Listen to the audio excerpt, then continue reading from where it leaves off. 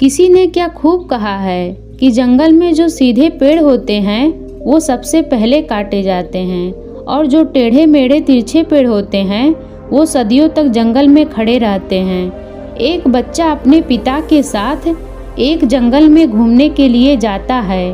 वो दूर से देखता है कि एक शेर एक हिरन का शिकार कर रहा था। उस बच्चे के मन में ये दृश्य देखकर करुणा का भाव उदय होता है। वो अपने पिता से कहता है कि पिताजी, ये हिरन तो कमज़ोर है और वो शेर उसको खा रहा है, हमें उस हिरन को बचाना चाहिए। ये सुनकर पिता कहते हैं, लेकिन वो शेर भी तो भूखा है, अगर तुम हिरन को बचाओगे तो तुम शेर के लिए बुरे बन जाओगे। तो इस परिस्थिति में तुम क्या कर सकते हो? अब ये बात हम सबके लिए सोचने की है कि एक जगह जहां हम किसी का फ़ायदा कर रहे होते हैं, दूसरी जगह किसी का नुकसान कर रहे होते हैं। जैसे एक सिक्के के दो पहलू होते हैं, उसी तरह अच्छाई और बुराई के भी दो पहलू होते हैं। तो सवाल ये है कि किसी आदमी को कोई अच्छा काम करना है, अच्छा बनना है, तो वो किस तरह का काम करे जो किसी को आघात ना पहुंचाए। तो आज की कहानी जो मैं आपको सुनाने वाली हूँ, उसमें आपको कर्मों का पूरा ज्ञान मिलेगा कि असल में कर्म क्या है और अच्छे कर्म क्या होते हैं। इससे पहले कि आप इस कहानी में खो जाएं, इस चैनल को सब्सक्राइब जरूर कर लें। तो चलिए कहानी को शुरू करते हैं। बात उस समय की है जब गुरुकुल में शिक्षाएं हुआ करती थी। मतलब गुरुकुल में बच्चे सीखने के लिए जाते थे, वहीं पर रहते थे, वहीं पर प्रकृति का आनंद लेते थे और वहीं पर अपनी शिक्षाएं ग्रहण करते थे। ऐसे ही एक गांव का मोहन नाम का युवक गुरुकुल में पढ़ाई के लिए जाता है। उसके माता पिता उसे बचपन में ही उसे गुरुकुल में भेज देते हैं। गुरुकुल में जाने के बाद बहुत सालों तक वह अपने सहपाठियों के साथ बहुत अच्छी अच्छी शिक्षाएं ग्रहण करता है। उसे वहां पर जीवन के सिद्धांत सिखाए जाते हैं। उनमें से एक सिद्धांत ये सिखाया जाता है कि हमेशा भलाई का काम करो, अच्छा काम करो, सबकी मदद करो। ये ज्ञान मोहन के दिमाग में बहुत गहरे से बैठ गया था। इसीलिए जब वो वापस गुरुकुल से अपनी शिक्षा ग्रहण करके गांव आया, तब वो अपनी गांव में सबकी मदद करता था, हर किसी का काम करता था। कोई भी युवक उससे कोई काम करने के लिए कहता तो वह मना नहीं करता था। लेकिन जैसे जैसे समय बीतता गया, एक दिन वो अपने कानों से छुपकर सुना कि गांव के कुछ युवक उसका मजाक बना रहे हैं। वो सब कह रहे हैं कि वो तो फ़ायदा उठाने के लिए है, उसके तो मज़े लो, जितना हो सके उसका लाभ उठाओ। वो किसी के काम को मना नहीं करता, वो दूसरों का काम करने के लिए अपना काम भी छोड़ देता है। बताओ कितना मूर्ख है। ये सुनने के बाद मोहन के कानों में खून उतर आया। मोहन निष्पक्ष भाव से सबकी मदद करता था, सच्चे दिल से करता था, लेकिन बदले में उसे क्या मिला, ये सुनकर उसका दिल सहम गया और उसने मन ही मन में निश्चय किया कि आज के बाद वो किसी की भी मदद नहीं करेगा। और अब मोहन गांव का एक ऐसा युवक बन चुका था जो किसी की भी मदद नहीं करता था। चाहे कोई कितनी भी परेशानी में क्यों ना हो, मोहन को कोई फर्क नहीं पड़ता था। मोहन का ये बदलाव देखकर सब गांव वाले आश्चर्यचकित रह गए। कल तक जो दया का सागर था, इतना दयालु था, कुछ ही समय में इतना निर्दयी बन गया। ये देखकर मोहन के माता पिता को भी उसकी बहुत चिंता हुई। उन्होंने अपने बेटे से पूछा कि बेटा, ऐसी क्या बात हो गई है, तुम इतना क्यों बदल गए हो? तब मोहन ने कहा, इस जमाने में किसी की भलाई करके कुछ हासिल नहीं होता है। ये बात मैं महसूस कर चुका हूँ। मैंने जीवन में जितनी भी गुरुकुल में शिक्षाएं ग्रहण की है, वो सारी शिक्षाएं बेकार चली गई, वो व्यर्थ हो गई, क्योंकि ये संसार किसी का नहीं है। यहाँ सच्चे दिल से कोई किसी की मदद कर दे, उसको बेवकूफ़ समझा जाता है। और ये कहते कहते मोहन वहीं पर रोने लगा और इसके बाद मोहन बहुत परेशान लगने लगा। उसके माता पिता पहले वाला मोहन चाहते थे, वो वही मोहन चाहते थे जो सब लोगों की मदद करता था। लेकिन उनका बेटा कहीं दूर निकल चुका था। दिन प्रतिदिन हालत और गंभीर होती गई। एक दिन उनके माता पिता को पता चला कि पड़ोस के गांव में एक बौद्ध भिक्षु आया हुआ है और वो मानव स्वभाव के बारे में बहुत सारी बातें बता सकता है। इसीलिए मोहन के माता पिता मोहन को लेकर उस बौद्ध भिक्षु के पास पहुंचते हैं। जब वो उस गांव में घुसते हैं तो एक औरत एक बौद्ध भिक्षु को बहुत जला कटा सुना रही थी। वो कह रही थी कि इनको शर्म नहीं आती, भीख मांगने के लिए आ जाते हैं सुबह सुबह, अपना काम तो नहीं करते, दरवाजे पर आ करके खड़े हो जाते हैं और पता नहीं ऐसी क्या क्या बातें कह रही थी।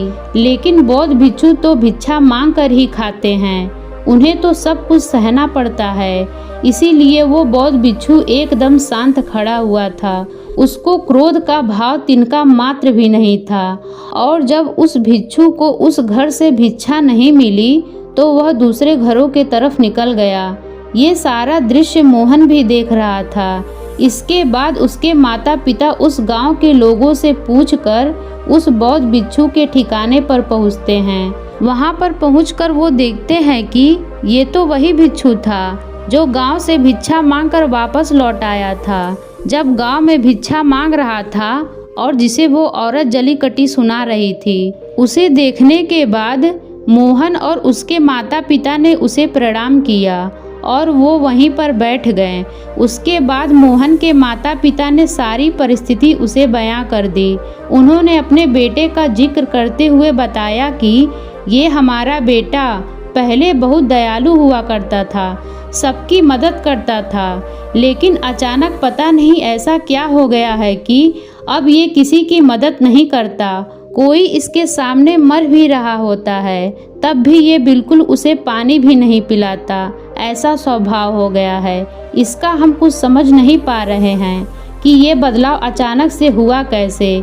इससे पहले कि वो बौद्ध भिक्षु कुछ जवाब देता, वो औरत जो गांव में उस भिक्षु को जली कटी सुना रही थी, वो अपने बेटे को लेकर वहीं पर पहुंच गई और हाथ जोड़कर उस भिक्षु से प्रार्थना करने लगी कि मेरा बेटा बहुत बीमार है, अचानक से इसे बुखार आया और गांव के लोगों ने बताया कि आप इसकी मदद कर सकते हैं, कृपया करके मेरे बेटे को ठीक कर दीजिए। ये सुनकर वो बौद्ध भिक्षु तुरंत उस बच्चे का उपचार करने में लग जाता है और कुछ ही देर बाद औषधियाँ देने के बाद वो बच्चा बिल्कुल स्वस्थ हो जाता है। ये सब देखकर वो औरत उसे कुछ भिक्षा देकर प्रणाम करके वापस लौट जाती है। ये सारा दृश्य मोहन भी देख रहा था। मोहन के मन में एक सवाल उठ रहा था और जब वो इसका कोई जवाब नहीं ढूंढ पाया तो उसने उस बौद्ध भिक्षु से पूछा, शायद आपने पहचाना नहीं, ये वही औरत थी जो आपको जली कटी सुना रही थी, जो गांव में आपको भिक्षा देने से मना कर रही थी। शायद आपने उसे पहचाना नहीं तो आप उसकी मदद नहीं करते। ये सुनकर वो बौद्ध भिक्षु मुस्कुराने लगता है। उसके बाद वो बौद्ध भिक्षु मोहन को बताता है कि दूसरों की अच्छाई करने से कुछ अवस्थाओं में दुख मिलता है, लेकिन अगर तुम कर्मों का सिद्धांत समझ लेते हो तो अच्छाई और बुराई इसके सारे भेद तुम्हारे सामने स्पष्ट हो जाएंगे। मैं भली भांति जानता था कि ये वही औरत है, लेकिन मैंने बिना कोई द्वेष का भाव रखे हुए वही किया जो मेरा कर्तव्य था। जब आप किसी की भलाई या किसी का अच्छाई बिना किसी लालच के करते हो, बिना किसी बदले की करते हो, बिना किसी द्वेष के करते हो, वही अच्छाई होती है। लेकिन अक्सर अगर हम किसी की मदद करते हैं तो हमारे मन में यही भावना बन जाती है कि बदले में वो इंसान भी मेरी मदद करे, लेकिन ज़रूरत पड़ने पर जब वो हमारी सहायता नहीं करता तो हमें दुख होता है। इसीलिए किसी भी इंसान के साथ बिना कुछ पाने की भाव से उसका भला करो और उतना ही भला करो जितना तुम्हारा सामर्थ्य हो, मतलब तुम्हारी आर्थिक और शारीरिक क्षमता के हिसाब से, ताकि कल को वो इंसान तुम्हारे साथ बुरा व्यवहार भी करे तो तुम्हें उसका खेद ना हो उसका पश्चाताप ना हो कि मैंने तो इसके लिए इतना कुछ कर दिया और अब ये मेरे साथ ऐसा व्यवहार कर रहा है। इसीलिए किसी का उतना ही भला करो जिससे तुम्हें आघात ना हो। दूसरी बात, किसी दूसरे परिवार के झगड़े में तुम कभी मत पड़ना। अगर कोई पति पत्नी आपस में लड़ रहे हैं और वो पति अपनी पत्नी को पीट रहा है और तुम उसे बचाने के लिए पहुंच जाते हो कि भाई तुम औरत को क्यों पीट रहे हो, तो ऐसा करना तुमको संकट में डाल सकता है, क्योंकि वही औरत जिसकी तुम मदद करने के लिए गए हो वो ये कह सकती है कि ये हमारी आपस की बात है, तुम्हें इससे क्या लेना देना, और इसका तुम्हारे पास कोई जवाब नहीं होगा। इसीलिए दूसरे के फटे में कभी भी टांग मत अड़ाना। अगर ऐसी स्थिति कभी पैदा हो जाए, कोई तुमसे मदद मांगे तो दरबारियों तक खबर पहुंचा दो, अदालत उसका फैसला करेगी। तीसरी बात, अपने विवेक का इस्तेमाल करो। अपनी आंखें खोल कर देखो किसे वास्तविक रूप से मदद की ज़रूरत है और कौन ढोंग कर रहा है, क्योंकि अक्सर लोग दया का पात्र होने का दिखावा करके आपको बेवकूफ़ बनाकर आपसे मदद ले लेते हैं। जैसे कि आज के युग में हम बहुत सारी जगहों पर देखते हैं, बस अड्डों पर, रेलवे स्टेशन पर, कि बहुत सारे छोटे छोटे बच्चे भीख मांगते रहते हैं। अब उसमें दो स्थितियां पैदा होती हैं। अगर आप उनको भीख देते हो तो आप भीख मांगने को बढ़ावा देते हो, और अगर भीख नहीं देते हो तो वो बच्चा शायद आज खाना भी ना खा पाए। इसीलिए ऐसी स्थिति में आपको अपने विवेक का इस्तेमाल करना चाहिए। आप उसको पैसे देने के बजाय खाना खिला सकते हो या कुछ किताबें दिला सकते हो। इसीलिए सही तरीके से मदद करने के लिए विवेक का होना बहुत ज़रूरी है, वरना तो आपके धन का दुरुपयोग ही होगा। और एक बात जो समझने की है कि किसी की भलाई करनी है तो खुद की भलाई करो, क्योंकि अगर तुम खुद बदल गए तो पूरा ज़माना अपने आप ही बदल जाएगा। इसीलिए कहीं आपने अपने मन में ये तो भ्रम नहीं ना बना रखा है कि मैं तो अच्छा इंसान हूँ और मैं दूसरों की मदद करता हूँ, तो वो तुम्हारा अहंकार का रूप है। इंसान कभी भी आखिरी तक पूर्ण नहीं होता, और जो अपने आप को पूर्ण समझ रहा है वो धोखे में है। इसीलिए दूसरों को बदलने के बजाय खुद को बदलने पर ध्यान दें, और इसके लिए आपको भीड़ में भी अकेला रहना सीखना होगा। आप सबके साथ हैं, सब में उपस्थित हैं, लेकिन अंदर से आप एकांत हैं, अंदर से आप शांत हैं, अंदर से आप मौन हैं। जब आप अपने एकांत को देख लेते हैं तो आपकी अंतर यात्रा चालू हो जाती है। अपने अंदर का एकांत का आनंद उठाने के लिए आपको ध्यान में उतरना होगा।